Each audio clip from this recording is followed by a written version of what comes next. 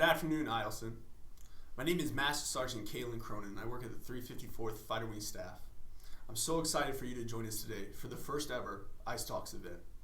Before we get into our guest speakers and the people that are going to be representing each of their units and the event for today, I'd like to get into a little bit of background and philosophy as to how this came about. A few weeks ago, with the help of a great team, we innovated the IceTalks event. With the help of master resiliency trainers, a few members that innovated the Air Force storytellers, public affairs, and some other core groups, we were able to come up with an event where we auditioned members across the fighter wing that were willing and ready to share testimonies of them overcoming hardships, overcoming divorces, overcoming traumatic events that they had occurred during their career, and where they are today. It's been an incredible journey to watch these speakers get to today and to be able to present this in front of their brothers and sisters in uniform. The overall goal of IceTalks was to present a TED Talk type of atmosphere in effect to the Iceman culture. Our culture is incredible, and how you guys represent yourselves each and every day sets a tone across the installation of how much pride we have to be an Iceman. Our goal for Resiliency Day today, March 13th, 2020, is finding meaning and purpose. Today, as you've traveled along with your small groups, with your commanders, with your chiefs, with your superintendents, and your supervisors, the focus has been to look at your meaning and purpose. Many of you today are probably trying to still find that, and many of you are probably still overcoming and enduring certain hardships. Your purpose will come soon, and I hope that maybe today's event could be a little bit of spark in that reality to be able to see that. I'm so incredibly proud of the speakers that we've had today. We have airmen, we have NCOs, we have senior NCOs, we have CGOs, FGOs. We have across the tier military ranks of people that are willing to be vulnerable and to share these events with each of you. It's been an incredible journey. But one thing that we did that was very unique with these speakers is immediately after they were selected to give the most incredible testimony in effect to each one of you, they embedded with Toastmasters. And I want to say thank you to the Toastmasters group in our installation and everything that they've done, because in the past 3-4 weeks, our speakers embedded with them, they've been developed, they've been critiqued, and they've been coached on how to give proper etiquette on speaking, but more importantly, how to give the effect of knowing the importance of their testimony and what it's done for them. The goal for today is for you, and I want you to take today to look at your assessment of your team, how you carry yourself, and what you do to contribute to our mission and your family across the installation. This is an opportunity for you to self-reflect. This is an opportunity for you to look at maybe what you have struggled with or what you are struggling with, and to look at what is my purpose in the greater picture. How can I become a better father, a greater mother, a better teammate, a better airman? How can I be stronger today to be stronger tomorrow? Ladies and gentlemen, I'm so excited for you to attend with us today. I'm so excited for you to be here with us today. It's been an honor to work with these speakers. And with that being said, welcome to IceTalks.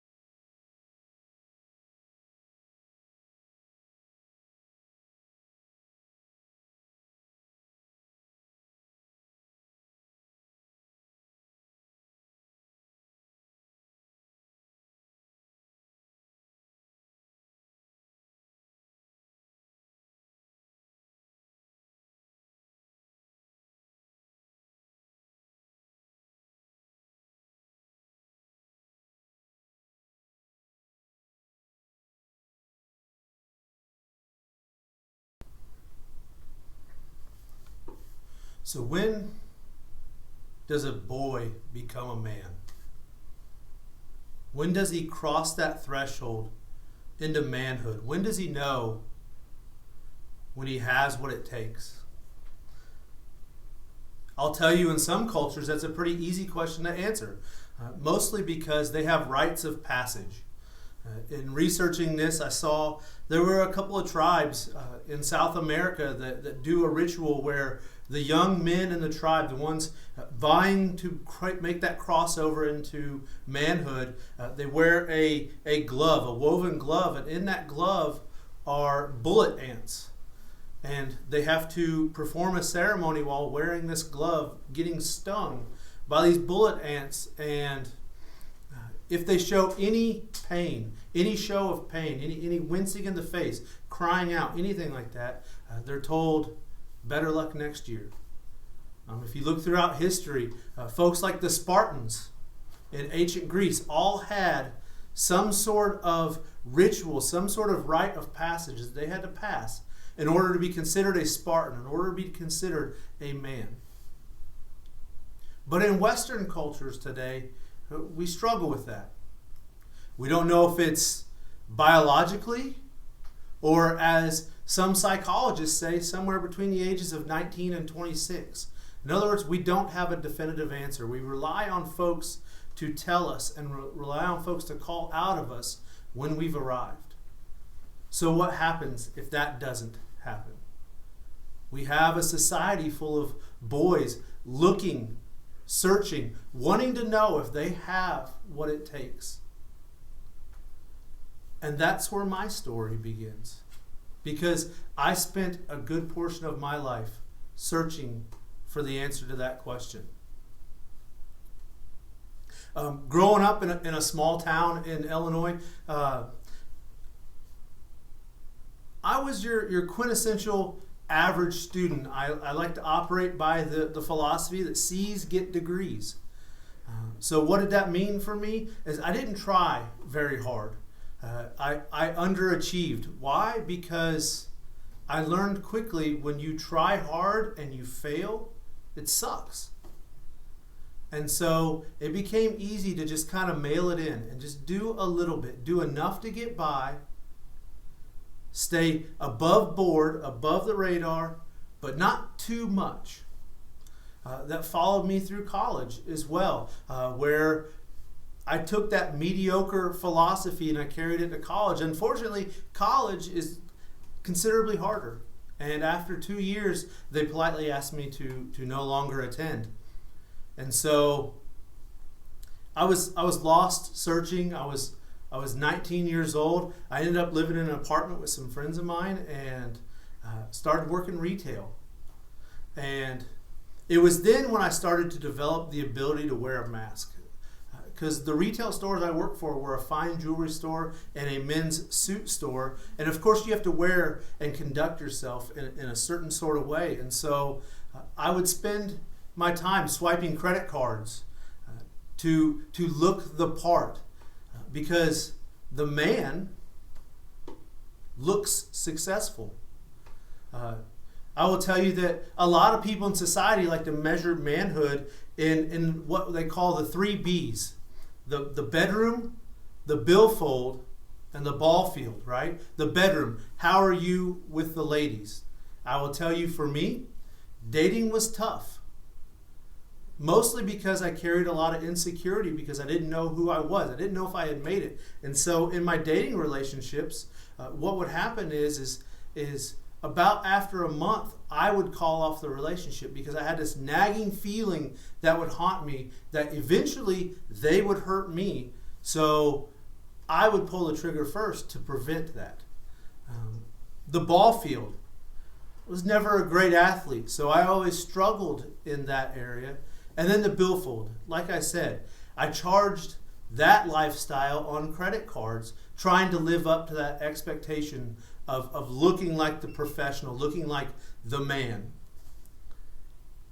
The funny thing about credit card companies is they eventually want you to pay those bills, and $7 an hour don't exactly afford that. So what I ended up doing was, again, searching for a way, searching for a purpose, searching for a meaning.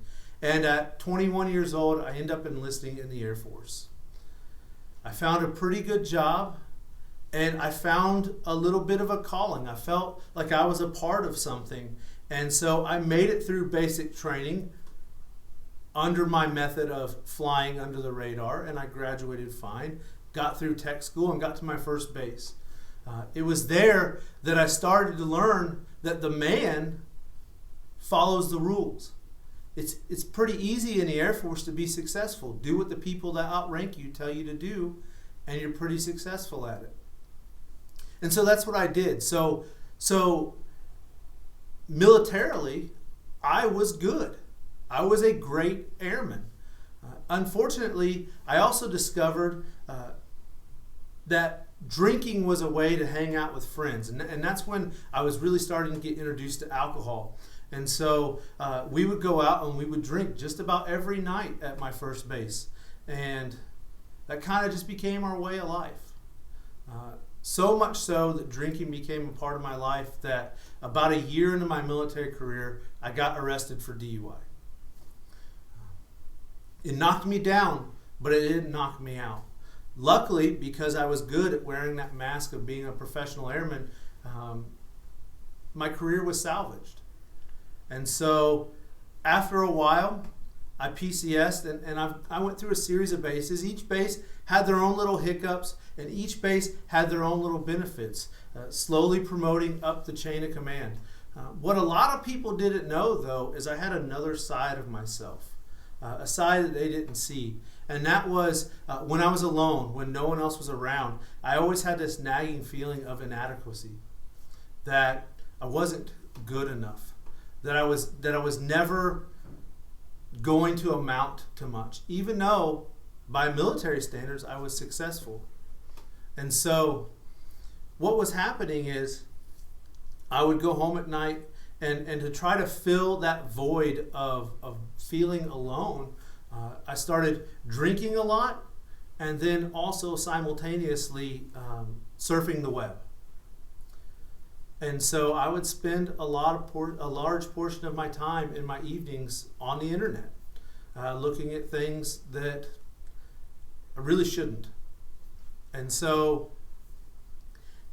as I progressed and PCS'd to my next installation, I was still struggling with this. This was still a part of me. And I got to Moody, but like I said earlier, I got really good at wearing the uniform. I got really good at being professional, enough so to where I got hired to be an Airman Leadership School instructor. So there I was, tip of the spear, delivering the Air Force's message to future NCOs. Meanwhile, going home in the evening and drinking heavily by myself, wallowing in pain, wallowing in misery, wallowing in a lack of confidence, not knowing who I was, not knowing if I had ever, of course, I was in my late 20s, so I knew I was an adult male, but had I arrived? Did I have what it takes? I didn't have a significant other in my life, and all my friends around me were all married, and so clearly I was unworthy to be loved. And so I kind of camped out in that, and along with that came depression. And in that depression, it was the thoughts of you'll never be good enough, and so you strive for what you can get. And for me, it was the internet. And so I hung out in that and would waller in that shame until it came time to go to work. And then I'd put on my mask and everything was great. Everything was outstanding. The funny thing about being a PME instructor is that you got a small staff. And I shared my office with another male instructor, and you know, when you're in close quarters with somebody, the cracks in your mask kind of show through a little bit. And so my office mate was a guy named Matt Bizard, somebody who I consider one of my good friends to this day. And he noticed the flaws, he noticed the cracks, and he started asking questions about it. And he started asking, like, hey man, like, are you doing okay? And of course, you know, when people ask you that, you always say, oh, I'm fine. Only he kept prodding. But are you really okay? And so after a while of developing trust and continued kind of checking on me, I finally opened up to him. And he said, you know, what do you know about faith? I said, well, I grew up in the church, you know. I'm a believer. I'm good. And he goes, when was the last time you went to church? I said, man, I couldn't tell you. He said, why don't you come to church with me and my wife sometime? So after a while of asking, I finally gave in and I did. And the funny thing about walking through those doors is I felt a peace rush over me. The only problem is when I left those doors. That same feelings of inadequacy, those same feelings of depression would flow over me. Only this time I had seen something better. I just didn't think I could get it. And so that moved me further down a line of depression to the point where, yeah, there were thoughts of taking my own life. And it's incredibly tough when you feel that alone. And so I started going to church more and more because I liked the way I felt. Again, though, not fully taking off that mask, not fully letting everybody know who I was. Eventually, I got to a point where I could fool myself, where I thought, hey, even though I have all this baggage and these damaged goods, this wake of damage behind me, I think I'm ready for a relationship. And so I put myself out there. And I eventually found Melissa. We went on a date and we hit it off, and our relationship started to grow. But the funny thing about that is the closer we got, the more the cracks began to show in my mask. And she started finding out about my drinking. She started finding out about my habits on the internet, and little by little, right? Like she would find something in the house, or the fridge would be always stocked with beer, and she would ask, like, hey, what's this about? And she, of course, she would say, like, hey, I deserve a man of God. She was a Christian, and she said, I want a man of God who can lead me spiritually, and you're not doing that. And of course, each time I got caught, it was followed by a promise of, it'll never happen again. I'm working on it. And the funny thing about that is you can work on it all you want, and it's not going to fix it. But she would forgive me, and we would go on, and things would be fine for a little bit. And then eventually, I would screw up again. I was caught in this cycle of sin where I had to fix myself, because the man fixes things. The man doesn't need help. The man fixes it on his own. And so I would try to fix my life. I would try to correct these patterns that I knew weren't good. But then I would fall into temptation, and I would sin. And I would look at stuff on the internet. At this point, my drinking had pretty well gone away. And so I would fall into this trap of looking on the internet, and she would find out. And even before she found out, I would have this overwhelming feeling of shame rush over me. Like, see, I told you, you won't ever be good enough. And so this cloud and this weight of shame would weigh on me. And I would say, no, I need to fix this. I need to fix this. I need to fix this. I can do this. And so then, again, the cycle would start over again. And so I was trapped in that continual cycle. Well, this point in our relationship, we started attending the church she grew up in because it had such a profound effect on her. She said, let's start going there.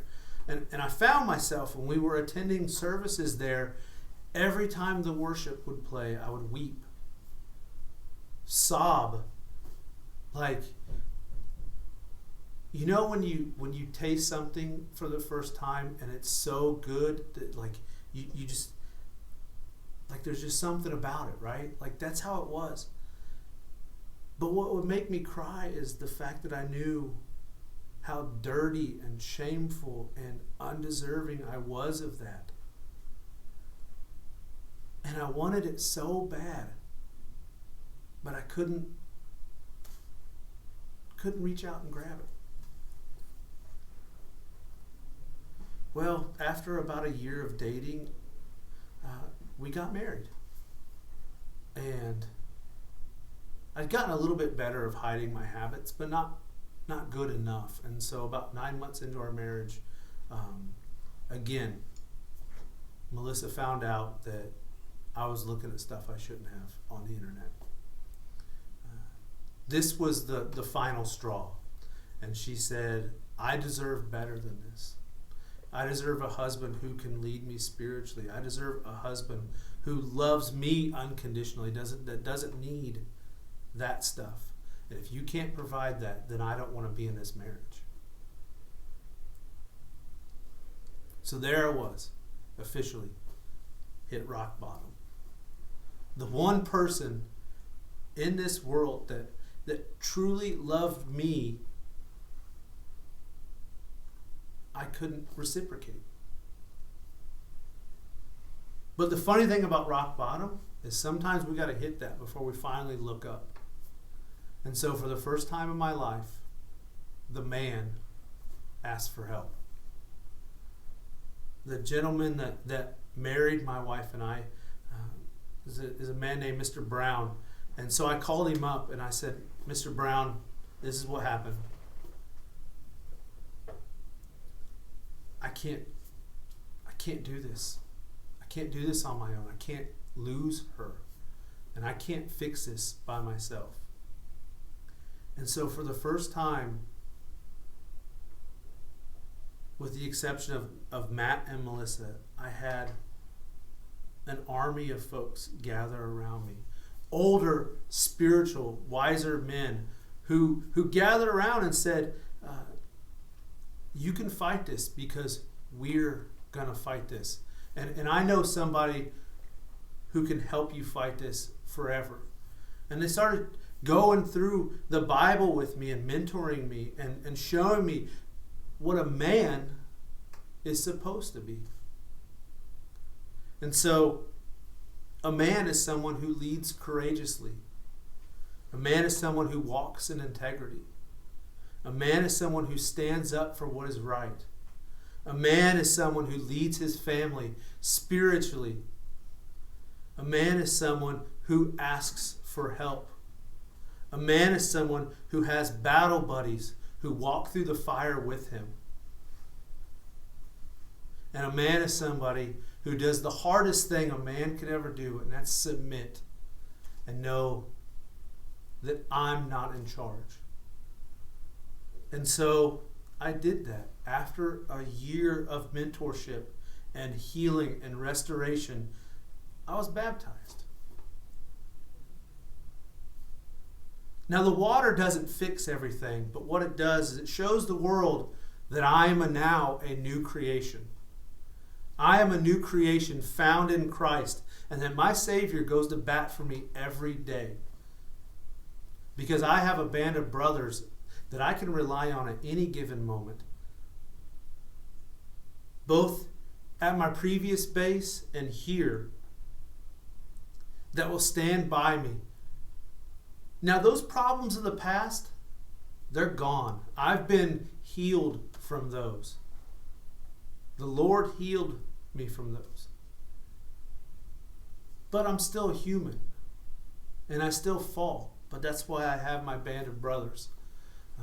The Bible talks about the devil is a roaring lion who looks around looking for prey to devour. And if you've ever watched National Geographic and you see that unfold, lions, when they attack a herd of animals, will single out the lonely, the sick, the injured. And they'll isolate them. And when that happens, more often than not, they win. But you want to know my favorite animal? The Cape buffalo. And you might be wondering why the Cape buffalo. It's because of this. They actually kill more lions than lions kill them. And they do so by applying a tactic of when they are attacked and they start to single one out, the herd gathers around. And collectively, they fight back. And so that's what I started to discover that I had. I had my herd that was surrounding me even when I didn't know I needed it. I had Matt. I had Melissa. I had Mr. Brown. I had all of my other brothers in Christ that gathered around me when I couldn't fight for myself. And I had my Savior. So if you ask me what it means to be a man, I'll point you to a direction. I'll point you to my Lord and Savior, because as a sinful human, I'm not there. But as a reborn child of God, I tell you, man, there's nothing like it in the world. So if you ask me what makes me resilient, I'm not. But I have a Father in heaven who is. So what do we do now? We lead Bible studies. My purpose in life has changed. It's not about me anymore. It's about me being a Cape Buffalo for somebody else now. So I went and got my master's degree in pastoral counseling. I became an ordained minister. My wife and I lead men and women's Bible studies. We've helped countless couples. My purpose on this life now is to see men feel the same freedom that I have.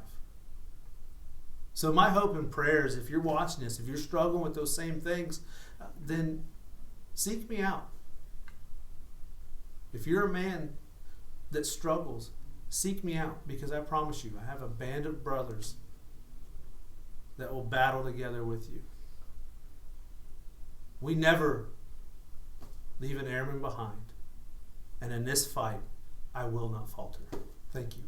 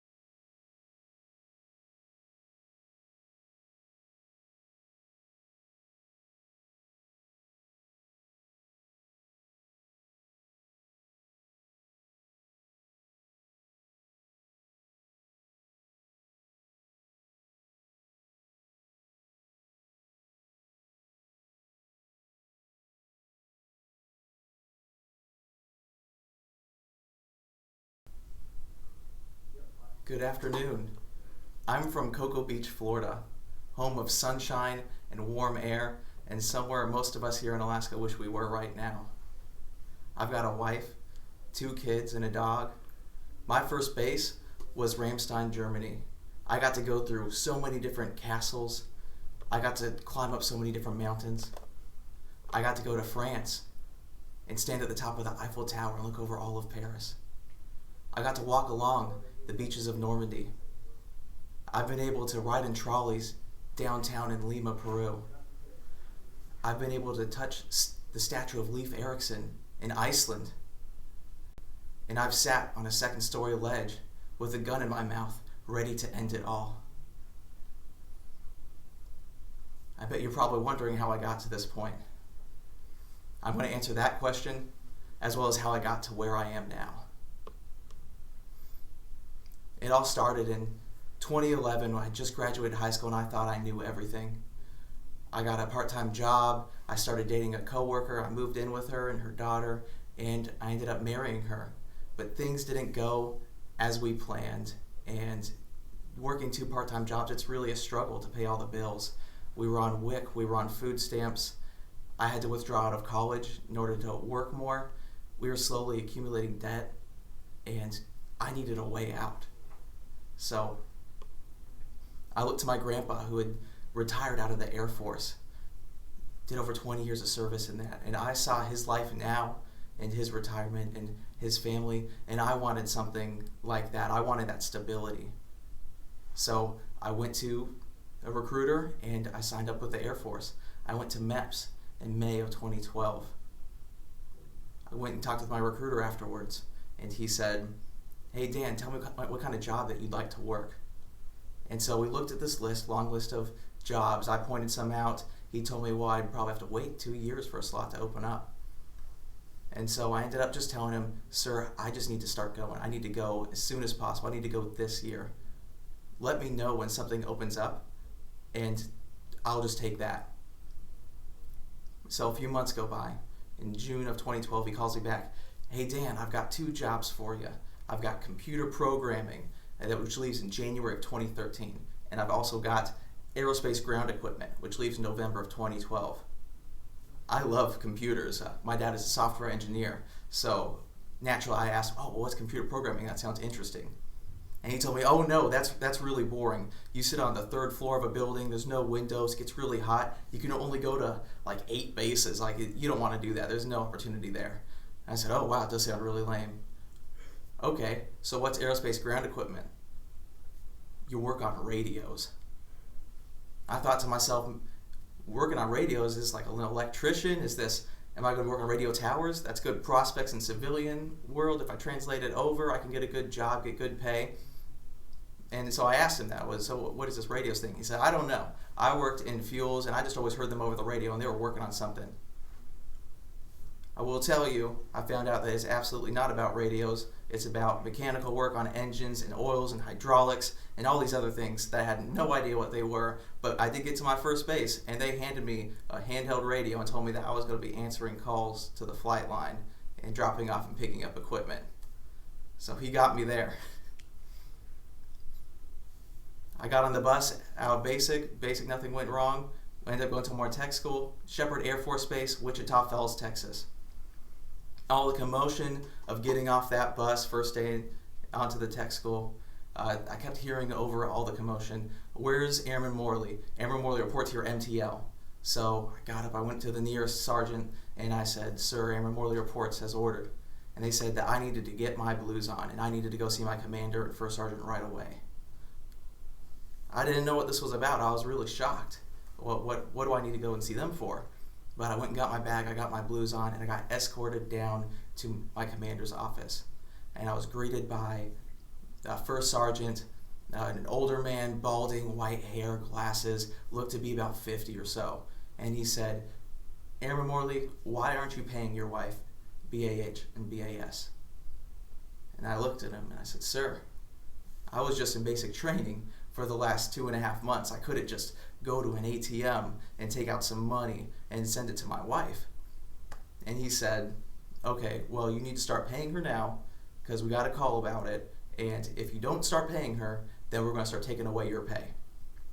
And I said, okay, sir, how much do I need to pay her? And she said, as much as keeps her quiet. I went back to my dorms, and I talked to my MTL. I asked, who called about this? And he said, a person named Sergeant Casado in the Army Reserves. Name didn't sound familiar to me. I was a little confused. So I went down to the BX. I went and got my phone activated, and then I called my wife, and I said, hey, what is this all about? Who's doing this? And she said she really appreciated me for joining the military and for introducing her to military men, and she likes being with military men, and she just wants me for my money now. I was so angry and upset. I hung up that phone, and I just let it drop.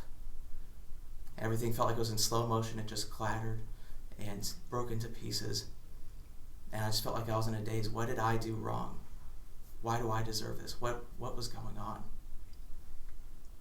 I got involved with the wrong group of people that like to go to the bars every night and drink nonstop. I had most of my nights in tech school, 6 months, I don't even remember because I was just so blackout drunk. I had to get a power of attorney for my grandma to help me divorce across states, and I had to have a paralegal to help me process the paperwork. But about 4 months into my tech school, I found out my orders. I got Ramstein, Germany, probably the worst place for an alcoholic to go. But I took leave en route from tech school to Germany because I had to go back home to sign my divorce papers. My ex-wife didn't even show up to the court, so it was really easy. They just had me sign the paper and they were good with it. Now I arrived to Germany by myself. I felt without purpose. My whole purpose for joining the Air Force, to have that career, was to have to provide for my family. I was supposed to be there with somebody else, and now I was there alone. I felt like nobody understood me. I felt like I couldn't reach out to anybody. I felt like no one would understand what it's like to be 20 and divorced. The senior airmen there, the people that trained me, they were also really depressed, would tell me things like, the Air Force sucks, you need to get out of it, Ramstein sucks, this job sucks, everything is terrible, this is a depressing place. You're going to be depressed if you don't get out. And naturally, as I was already depressed, that just made me even more depressed and more upset. I had one supervisor in particular who would always, every time he saw me smiling, I'd always try to keep a positive attitude. He saw me smiling, he would stop me, and he'd tell me to wipe that effing smile off my face. I've got nothing to smile about. Even still, a year goes by, September 2014. I'm trying to be happier. I'm trying to do something more. I'm trying to be a better person. I start trying to date again. The first person I start dating on September 6, 2014, we went to a club and she started making out with my best friend. And then at the end of the night, she left with her ex-boyfriend and she handed me her keys and asked me to watch her cat for her, and then she'd see me in the morning.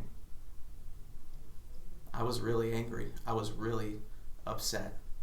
And I started asking myself those questions again. What is happening? Why is this happening to me? What have I done to deserve this? But I wasn't going to take it out on the cat, so I went over to her house and I made sure the cat was okay.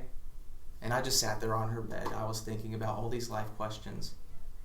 And I decided in that moment that I was going to kill myself. I knew that she had a gun right next to her bed. I went and I picked it up and I held it in my hands. I turned it over and I looked over all its features.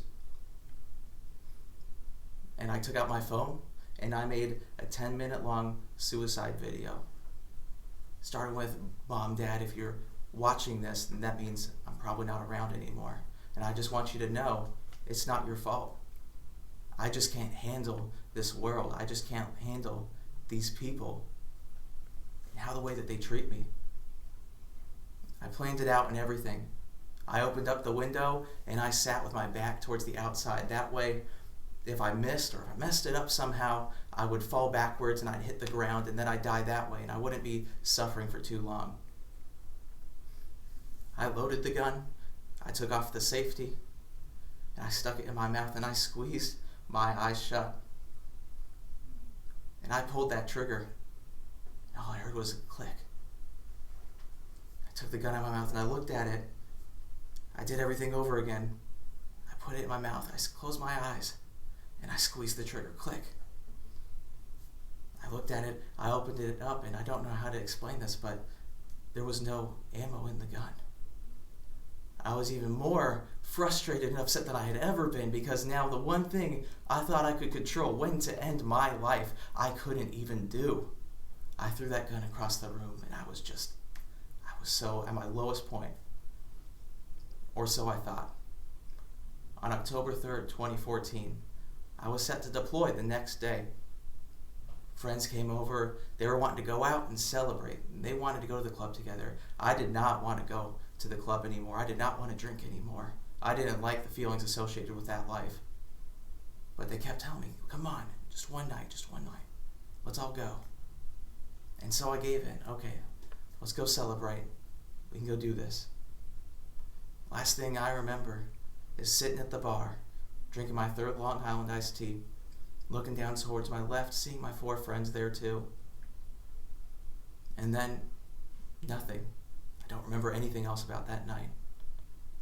I woke up in a foreign hospital 13 hours later with my commander and my first sergeant at the feet of my bed, looking down on me. And they said, Airman Morley, do you know what you did last night? And I looked around and I said, sir, I don't even know where I am. They frowned, they wrote something down, and they walked out of the hospital and left me alone in this place. I had no idea where I was or what had just happened. I got transferred to the Launchel Army Hospital, and there I met a neurosurgeon. They did brain scans, and they told me what the damage was. I had brain swelling and brain dislocation. I had front left cerebral damage and a blood hematoma, all in my head. I can't smell anymore. My eyes stopped working together, so I had to start wearing glasses. And I couldn't remember anything from the past year. I was at my lowest point. I didn't know what to do. I didn't know who I could talk to. So I called someone that I trusted from before I joined the Air Force. I called my old youth pastor because I need someone that I trusted to talk to. And I said, hey, this is what's going on with me. And I told him how I just tried to kill myself a few weeks ago. And he got really concerned for me. And him being prior Air Force, he found the number to my first sergeant. And he called my first sergeant and he let him know what was going on with me. And I was in my first sergeant's office the next day. And he was telling me that now I mandatorily have to go to mental health. And now I thought my career was over. Now I have to go to mental health. People know that I tried to commit suicide. They're just going to kick me out of the Air Force. I had to go to physical therapy for 3 months. I had to relearn how to walk. I had to do balancing exercises. I had to do hand-eye coordination exercises, all to try to get back to where I was before. And then rumors, of course, start flying around. There was people in my old shop that were saying that I was doing backflips at this club, and that's how I got my injury. And Commander got word of this and was trying to get my leadership to kick me out of the Air Force because I did something alcohol related. I shouldn't be in the Air Force. I need to get out. I was stupid. But I had a flight chief that knew me, and he knew who I was, and he cared about me. And he said, that's not Airman Morley. Airman Morley wouldn't do something like that. I'm not going to let you kick him out when you have no proof of anything. And he fought that commander until that commander let it go. I was also speaking with my therapist for 7 months. I had to go to mental therapy. And she helped me understand the importance of taking care of myself. First, I need to be a priority first. And I need to learn about myself and discover myself. And I was afraid of doing all kinds of things. I was afraid of making any kind of decision involving anybody, because what if that takes away from learning me? And she told me that I shouldn't be worried about those things. I had a best friend reach out to me at the time I had this accident. She was just like, hey, I saw that you weren't posting on Facebook or Instagram recently. Are you doing okay? And I let her know what was up with me. And she talked to me every single day to make sure that I was doing okay. Because of the confidence my therapist had built in me, I felt like I could ask her out. And now My best friend and me have been married for 5 years. I got to share this story at ALS when I graduated in 2017, and I got to speak it in front of over 500 people. My commander at that time heard it, and he shook my hand afterwards, and he said, Sergeant Morley, why are you in maintenance? I gotta get you out of this career field. There's somewhere better that you could be working. And so I started looking at retraining, and I found a job that really, I felt, spoke to me because it's hard for people, and that was equal opportunity. I got accepted, and I got sent to the next available class. Little did I know that Equal Opportunities Tech School was in Patrick Air Force Base, Cocoa Beach, Florida. That home of sunshine felt like a fresh breath of warm air to be able to, after all this that I experienced, get to go back home. And I got to bring my wife and my 1-year-old son, and we all got to enjoy this moment as a family. A lot of people say that resiliency is just this thing that each individual does. When they get knocked down, it's their ability to get back up again. But I assure you, when I got knocked down, I did not want to get back up. I was done. I wanted to be out. But I had a youth pastor who reached out his hand, and he said, Sergeant Morley, I'm not going to let you fall. I had a flight chief who reached out his hand, and he said, I'm not going to let you go down. I had a best friend reach out their hand and say, I'm not going to let you fall. I had a therapist reach out their hand and say, you can overcome this. And to me, resiliency is more of a team. It's a team effort. It's who you have in your life that's going to take care of you. And you might be thinking to yourself right now, well, who do I have in my life? If I have something going down, if things are going wrong for me, who am I going to reach out to? But I want to challenge you to think in a different way. Who's going to reach out to you when they're going through something wrong? Thank you.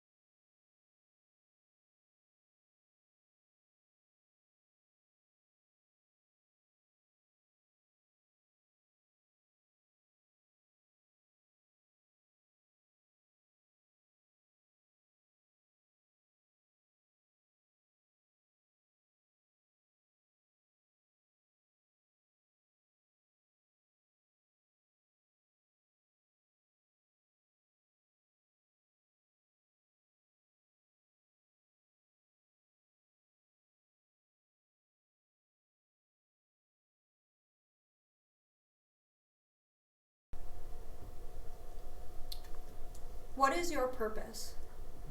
Do you have a purpose? I recently got asked this question the other day, and it stumped me. I really had to think about it. It was a question that was so simple, but yet had me confused, intrigued, and overall, I just started thinking, what is my purpose? Do I have a purpose? Over many obstacles in my short Air Force career, I can say that my purpose is to enlighten other airmen, not only about my situation, but about resources available, and show resiliency. When times may be extremely tough, provide resources and help to ensure airmen get over it. My name is Alicia, and this is my story. I was raised by a single mother who tried exceptionally hard to financially keep us stable and overall just mentally and emotionally be there. So, unfortunately, without a college education or a proper education, good paying jobs are really hard to come by. So this had us bouncing around from different locations such as Tennessee and Florida, back and forth, so that we could go to Florida to live with my grandparents, and they financially helped us out a lot. This had us sometimes living in hotels and different cheap places so that we could just stay there for a little bit amount of time. And in high school, I actually went to 3 different high schools. My best friend still to this day thinks that we were somehow in the witness protection program. My dad was a very emotionally, mentally, and physically abusive person. He was addicted to drugs and alcohol, and I just remember as a kid the worst thing was seeing him burn a cigarette on my mom's face and put out a cigarette on her chest. This was something that really stuck with me for the rest of my time since now, and it really was something that I still to this day don't forgive him for. But he ended up coming back and living with us in Tennessee, and he found out that he had a newfound illness, which was hepatitis C. The relationship between my mom and dad was she was going to help him out with his sickness, and he was going to help out with financial stability. But this kind of went sour very quickly. My dad started drinking and doing drugs again, which made a very hostile, tense relationship. So at the age of 20, I decided that I wanted to do something different. I wanted to provide a better life for myself and for my future family, but I really wanted to get out of the town that I was living in. Drugs were really, really bad, including heroin and meth, and I watched a lot of my friends commit suicide, OD, and now they're still addicted to really hard drugs. And I knew that that place wasn't somewhere that I needed to be. I knew I wanted to get out. So I irrationally went and joined the Air Force. I had no idea about the Air Force. I knew that my dad was in the Navy and my grandpa retired from the Army, and they both said, do not join the Navy or the Army. So I joined the Air Force. I looked on Google and saw that Intel was something that I was like, that sounds really cool. So I joined as Intel. I quickly got reclassed into personnel, which was not something I picked, but at the same time I really didn't know a whole lot about the Air Force, so it wasn't really a drastic loss for me. But it was something that I was a little bit concerned about, not having a computer or access and BMT. I had no idea what job I was getting myself into. So in tech school, I found out I was going to Alaska. I had so many emotions going through my head, such as confused. I was worried about my family and my mom, and I was just overall a ball of emotions. And people were telling me it's cold all the time, it's dark, it's just a miserable place, you're gonna hate it. So I ended up having this negative perspective on this place I hadn't even gone to yet. When I got here in June of 2015, it was sunny, there was sun all the time, birds were chirping, it was just nice outside, and I ended up falling in love with it. I loved the location. I was able to hike, go fishing, do all these things that I really, really enjoyed. And that was until the winter came. So in November of 2015, I got the Red Cross notification that my dad had passed away. He had taken a drastic turn for the worse and passed away. So I went back to Tennessee with my mom to try to take care of things with his mortuary affairs and everything. And this was the first time I really saw my mom break down. My mom is such a strong person and such an inspirational woman, and she's always been so strong for me and her. And watching her break down emotionally was something that really hit me hard. It wasn't so much grief over his death, but it was the fact that I had to go back to Alaska and I couldn't be there for my mom to kind of help her get over this. But as time went by, they say time heals old wounds, so it did get a little bit better. But there wasn't a whole lot of time that passed by. In April of 2016, my aunt passed away. This was my mom's favorite sister and my favorite aunt. I went from messaging her all the time to not messaging her at all. And there's a difference between messaging somebody and them just being down the road and you guys not talking anymore, and messaging somebody every day and not having that person around to do that at all. And that really hit me. Although I didn't show it because I wanted to be strong for my family, it was a drastic thing for not only me but for my family. And I really wanted to be there for them, but unfortunately I wasn't. So I tried to be as strong as possible, but it did hit me a little bit later. In November of 2016, which if you could imagine, November is not my month, obviously, but in November of 2016, I made the dumb, irrational decision to drink and drive. This was something that really hit me hard, not only for the punishment part, which was an Article 15, a UIF for 2 years, loss of driving privileges, and rank reduction. It wasn't that. It was that the thing that killed my dad was the thing that I now got in trouble for. The thing that I hated so much about my dad, him being an alcoholic, was the thing that I just got in trouble for. And it hit me so hard. It was like a ton of bricks. And I felt like everything with the deaths and everything just hit me all at the same time. I wasn't my normal self, and I really thank my leadership for not giving up on me and believing in me, because it was them who really pushed me into a more positive light over time. It was also my friends and my relationship that kind of pushed me as well. I was able to get out of my shell and kind of go forward a little bit into being a little bit more social, getting out in the squadron, and just getting out of my head. And I really do, even now to this day, thank my leadership for not believing in me. About a year and a half after, I got tasked for a deployment. I really didn't want to go on the deployment, to be honest with you. I was just getting back in my emotional and mental state of a healthy state, that I really didn't want to go to this foreign country and be with all these people that I didn't know. But at the same time, this was somewhere for me to go to a place where I didn't know anybody.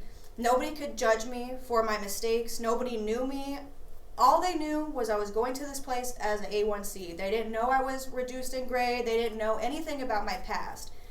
So I knew right then and there I wanted to prove not only to myself but to my leadership that I was not going to let this mistake be the one that defined me. I was going to go there. I was going to put it in high gear and not only show them that I am so appreciative and grateful that they believed in me, but also that I could believe in myself to go forward. So right when I got there, I hit the ground running. I completed 18 college credit hours, which is 6 classes.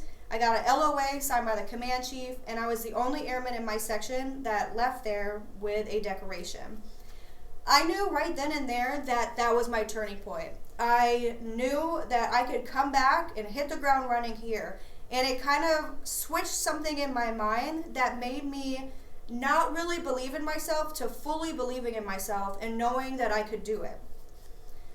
When I was over there, I had a lot of time to think, And while I was thinking, the main thing that kept going through my head was, I want to give back. I want to help other airmen that may be in a bad situation like I was in and decided to drink and drive. I wanted to help with different resources. So I got back and I immediately found Airmen Against Drunk Driving. I volunteered every single weekend, and after about a month or so, they asked me to be a part of their council. And after a couple months after that, I ended up being the president.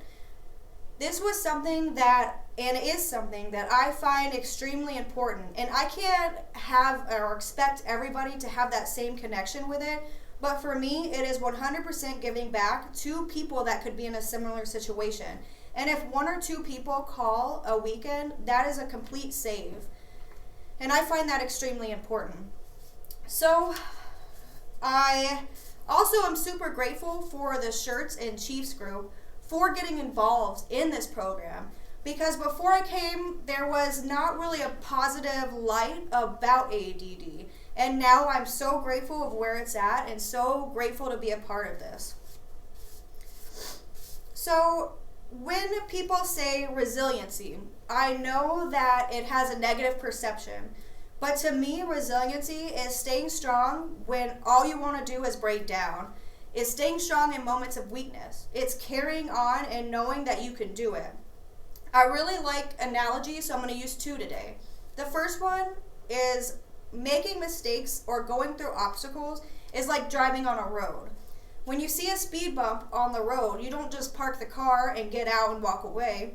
You continue to go over the speed bump. Whether it's in a slow motion or it's fast paced, you go over it and you will get over it. And that to me is extremely important. I think as individuals, we forget how strong we are until an obstacle really tests us. And I'm not a super religious person, but I think God puts obstacles in our way to show our strength. And I think that's something to be proud of. So I could never be grateful for my DUI, because there are so many times when I relive that situation and wish I would have just stayed home. But I am 100% grateful of where I am today because of that. I am 100% grateful of the person that it made me, which is stronger and motivated to help other airmen that may be in my situation.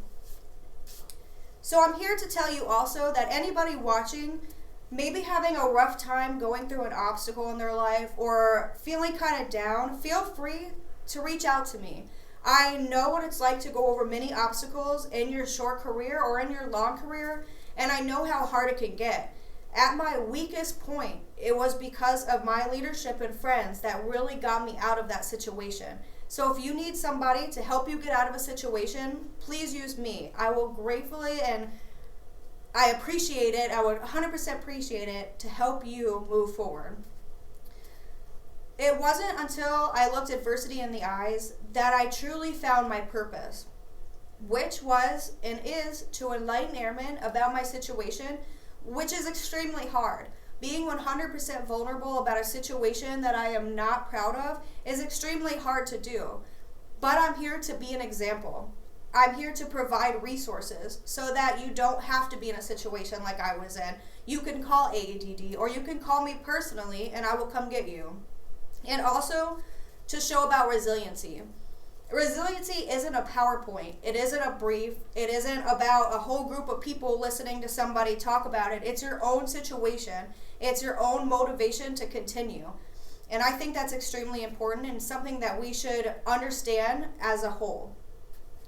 I like analogies, like I said, so this is my second one. I think of life like a bow and arrow. When you get drawn back, it's only to push you towards something great. And I think that's something to be extremely grateful and proud of. Thank you. I'm Alicia.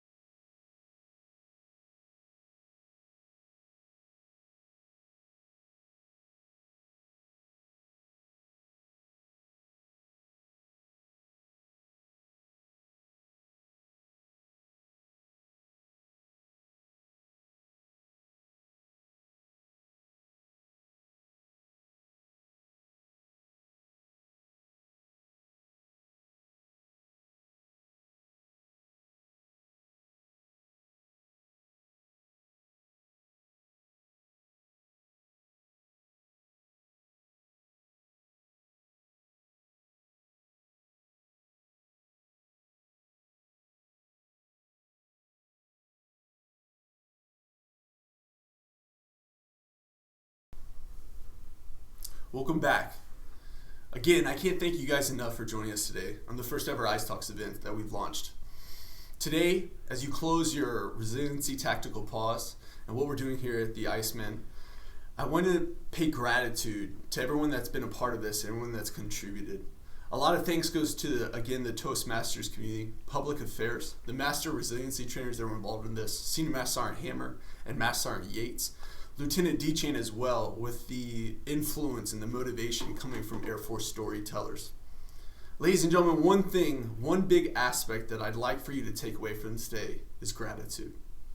Take away the opportunity to look at the individuals and the people that spoke today and thank them for being so vulnerable. Thank them for sharing their testimonies. It's been an incredible journey for them to do what they've done today, and it is an incredible honor that we pay homage to them, that we get to work alongside people that have overcome these battles, overcome hardships, overcome traumatic events, and they're still with us today. It's been an incredible thing. But we're not done yet. We still have 3 speakers. And in the future, at a date to be determined, we still have 3 speakers that are going to be recording their testimonies, and we're going to be launching them for all of you to bear witness to again. It's going to be incredible. In the next couple of days, in the next couple of weeks, that's going to be planned. You guys will see news on that soon.